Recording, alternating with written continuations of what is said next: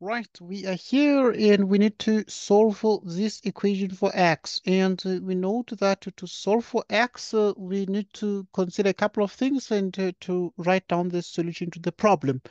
So to solve this question for x, or this inequality for x, we have that the modulus of x minus 1 minus 1 squared is greater or equal to 1.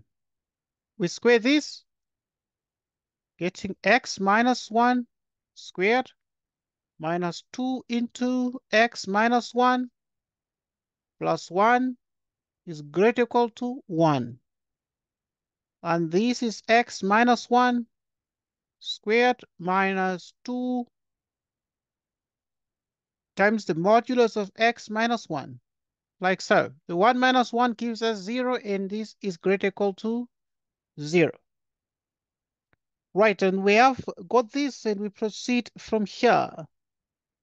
We've seen that we have x minus 1 squared minus 2 times the modulus of x minus 1, and this result is greater or equal to 0.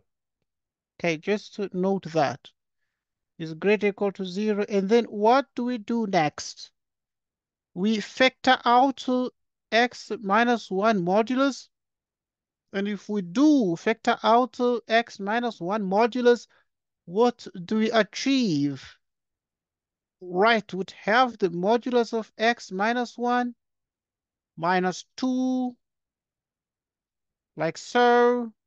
Okay. Minus 2, and then you put the close bracket x greater or equal to 0, like this. Okay. What is this? Well, because the product of these two now is greater or equal to 0, it means a couple of things, but what it means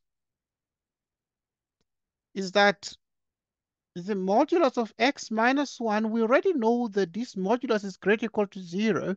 So what we require is that it is the modulus of x minus 1 is greater or equal to 0, and also the x minus 1 minus 2 is also greater or equal to 0, because this is already greater or equal to 0, and we require that this is greater or equal to 0. So that they're both greater or equal to 0, so that their product is indeed greater or equal to 0. Obviously, another case would be if these are both negative, negative, negative times a negative would actually yield a greater or equal to 0. But the absolute value is certainly, obviously, a non-negative function by definition. So we have that exactly, and we proceed then. So what next do we achieve? Right, what we achieve is the following. Right. So we have that from this, it means that x minus 1 is greater or equal to 0, or minus into x minus 1 is greater or equal to 0. And x minus 1 is greater or equal to 2, which means x is greater or equal to 1, or, okay, this at this point means x minus 1 is less or equal to 0 if you multiply both left and right by the negative, so that we have x is less or equal to 1. Right. What is this now? So this is true, and this means that x minus 1 is greater or equal to 2, is greater or equal to 2,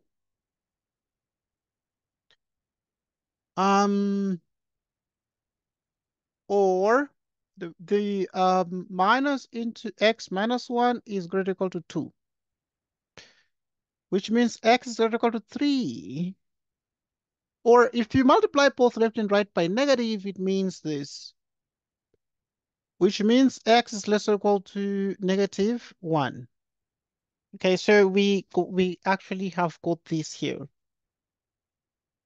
Obviously, this is greater or equal to 1, or this.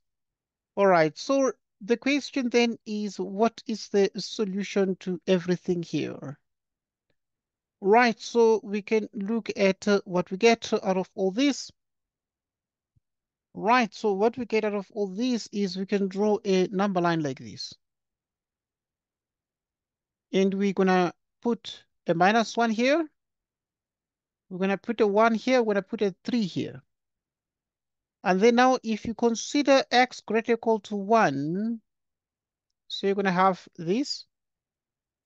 X less or equal to 1, you're gonna have that. And then now we continue and you look at the other parts like x greater or equal to 3. Right, so if x is greater or equal to 3, you have these here. X less or equal to -1, you go that way. Right, after this, we're looking at parts where these are simultaneously satisfied. And the solution to the question is given by what? What is the solution to this question? Right, the solution to this question is that we have, because of this overlap here, so we have that x is less or equal to -1, right? Or, and then here you have that x equals 1, or here the overlap as well, so that x is greater or equal to 3. Okay, so this is the solution to the problem. Write x less or equal to -1, or x equals 1, or x is greater or equal to 3. So that gives us the solution to the problem. And so thanks everybody for joining us and for allowing us to solve this question. And we can draw from here. Let's just analyze that. In other words, so I can just elaborate and say the solution set. The solution set. We've already seen that it's x less or equal to -1, or x equals 1, or x greater or equal to 3, like this. Now, if this is the case, what do we get here out of this? What do we get? We can draw the number line at the end to display the solution. So we have -1, 1, and 3. Less or equal to -1 here. Greater or equal to 3 here. And at x equal to 1. So this obviously is the solution set, and we've graphed it on the real line. And this concludes the problem. And we're excited because we have solved the problem in detail. So yeah, thanks everybody for joining us, and a very goodbye to you.